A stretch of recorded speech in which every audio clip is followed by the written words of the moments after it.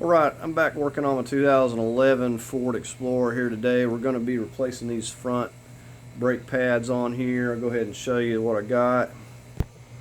Okay, here's the pads that I got, and they came with the hardware, which is good because this stuff gets old. It really needs to be replaced. And here's the pads. It comes with a little bit of grease and stuff. So we're going to go ahead and just get started. Okay, so we're going to go ahead and get these lugs. I'm using a 19. I'm going to go ahead and break these loose slightly. And then we're going to go ahead and get the vehicle lifted up.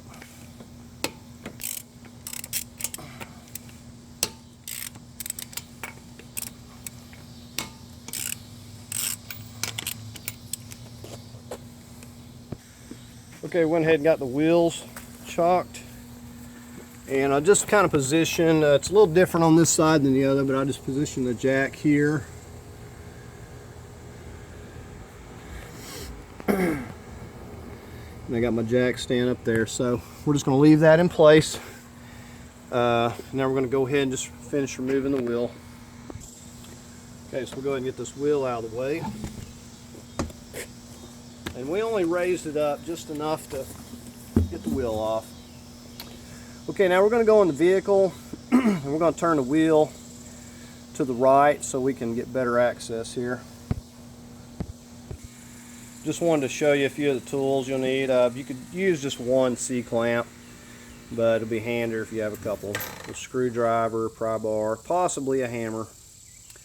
We got the 19 for the lugs. We got a 17 for the brake caliper, and we got a torque wrench. So you can make do without it, but it's handy. And possibly a syringe in case we need to remove any of this brake fluid, and some Loctite, and possibly a flashlight to put the springs in. Alright, we're looking at the back of the caliper. We got a 17 here, and we got a 17 right up here. And these are going to be pretty tight. So we're going to get an extended handle ratchet and break these loose now. Okay, we'll start here on the lower.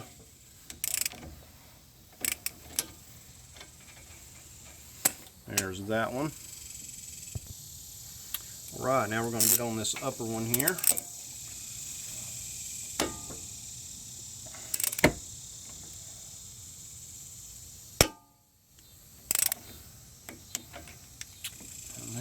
That one. So they're both pretty tight, but they spin out of there really easy. There's the bolt, what it looks like. Go ahead and spin this lower one off. There's that one. Okay, and if this is stuck, we'll come in here and we'll apply some pressure, and that will free that up a little bit.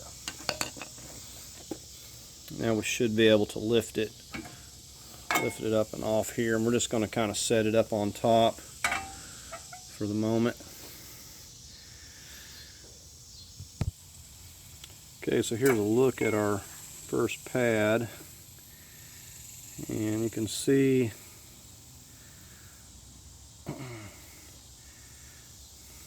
it's getting pretty thin.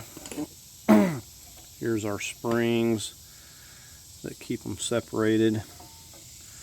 We'll take a look at this back one here, and that one's not much better. The rotors still appear to be okay. Okay, so we're just going to go ahead and start removing this old hardware and just pry this stuff up and off here.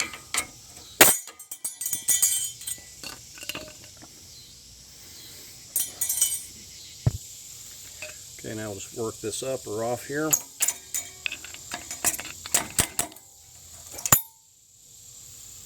Here's that. Now it's not a bad idea just to take and clean these out with a little wire brush before we put the new ones on. Okay, we'll go ahead and start with this upper. You'll notice the way that it's made, how it slides up and into here. We're just going to snap that. Make sure that we've got it on good. Push it all the way up. Okay, and the lower is the same. You'll note how it goes right into that. And it locks into this slot here. Let me give you a better look. Okay, you can see how it just goes right into place. But it snaps firmly down.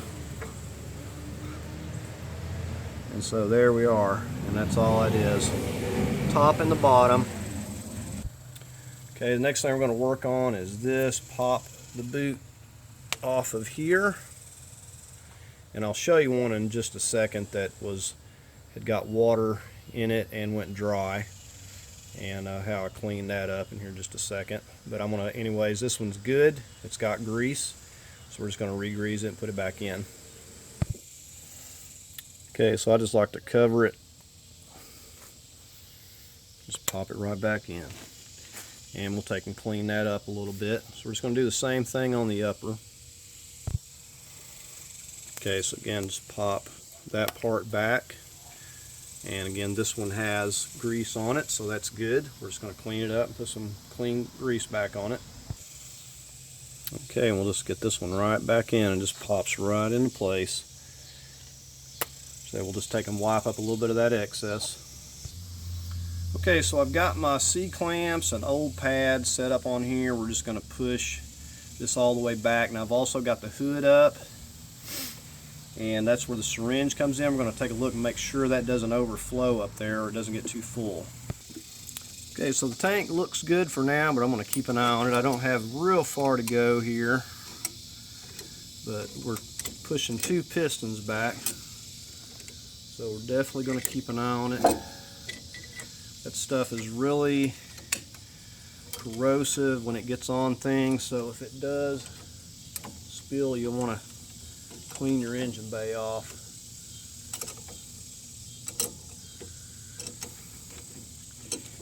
And I'm kind of watching the tank from here as I'm doing this, and that's all the way down, so we're good. So now we can go ahead and just take these off and get these out of the way.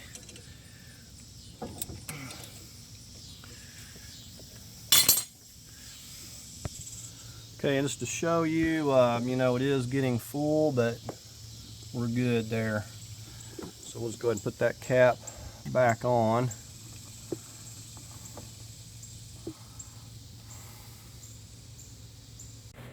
Okay, here's a good example of what happens when the grease goes dry and then water gets in. Usually it's the lower one this happens to, and it'll just seize up in there.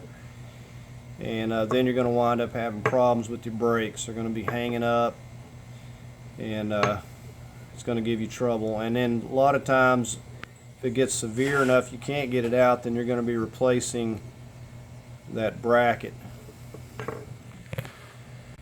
Okay, as you see, we were able to clean this up. Sometimes it may be better to replace it, depending on how bad it is, but I was able to clean it up with some sandpaper, and we'll get this back in and it'll be fine. But definitely why you want to keep grease in these things. Okay, I'm going to go ahead and slide this on this side first. Just slip it down in there and right in the top. So we'll get the back one. And again, I'm going to just slide it into the bottom, and we'll push the top up.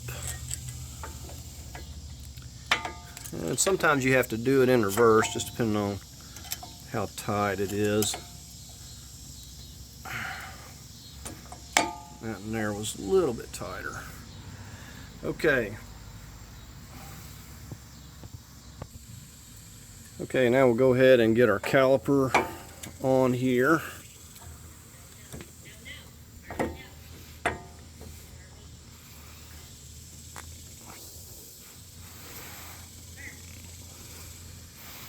And we'll make sure that we turn these little top pieces to where they will line up. Okay, you can see how this is kind of turned here. So now we're going to go ahead and get our Loctite on our bolts.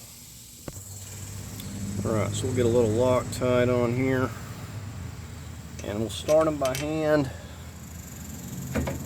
Make sure that we can start them by hand before we ever put a wrench on it, so we're not cross threading. Okay, now we'll go ahead and get our lower.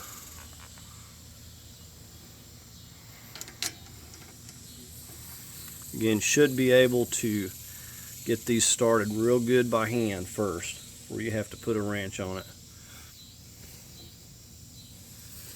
And you may have to wiggle it around slightly, because if it gets in a bind, it's gonna, and you start off with a wrench, it'll cross thread on you. So you should be able to get them most of the way down just by hand. And you see how these are kind of turned, so they're going on the flats and hitting on that part there. Okay, so we'll go ahead and snug up this bottom one a little bit, and then we'll snug our top one down. Okay, now we'll go ahead and snug the top.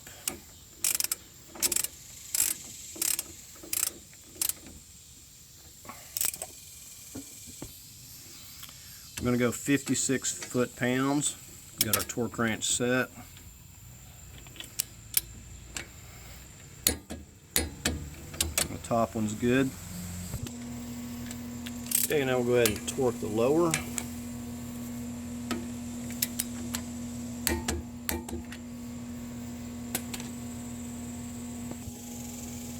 Okay, the next thing we need to do is put our little springs in, and this is where a little flashlight will come in handy. If you come down to the bottom of your pads here, you'll see a little notch, and just get it in there the best that you can, and it just essentially keeps these pushed out. And it's just this little notch. You can see a little hole or notch, and you can also see the little nub on the outside there. So we got the bottom one on. Okay, so now we're just going to go in here and put this upper one on.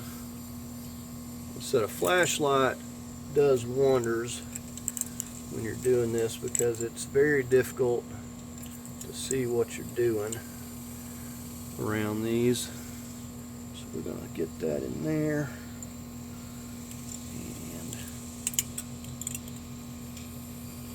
At it from a different angle, and we'll get behind this and slip it into place, and that's good enough. Okay, like I said, just take your flashlight, just look in there and just verify that they're in to place like they should be. Okay, so now we're ready to go ahead and just get this wheel back in place. And of course, before you go to taking off with this, you want to make sure to pump your brakes up and everything. Okay, so we're going to go ahead and snug these down a bit.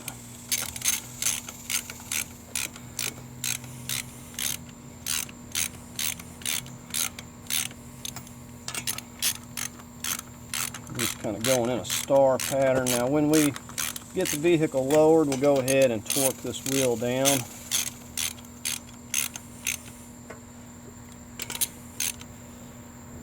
Right now we're just going to snug them, and that'll be good enough. It does help to have a little bit of an extension on your ratchet.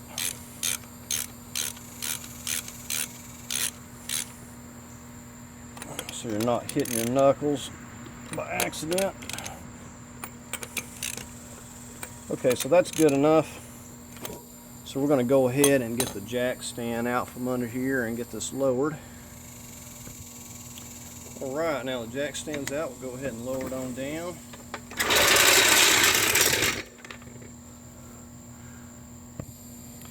Okay, we got our torque wrench set to 100 foot-pounds. We're going to go ahead and tighten these down in a star pattern.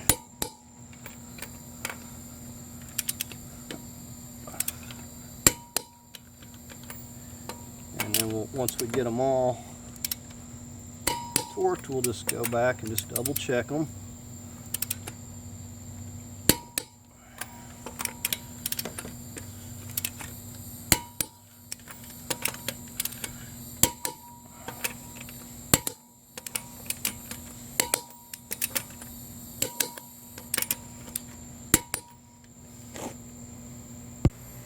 Alright, so that's going to do it on this video on replacing these front brake pads. A very easy job that you could do yourself and save a little money. So that's going to do it. Hope you found the video helpful. If you did, please give it a thumbs up.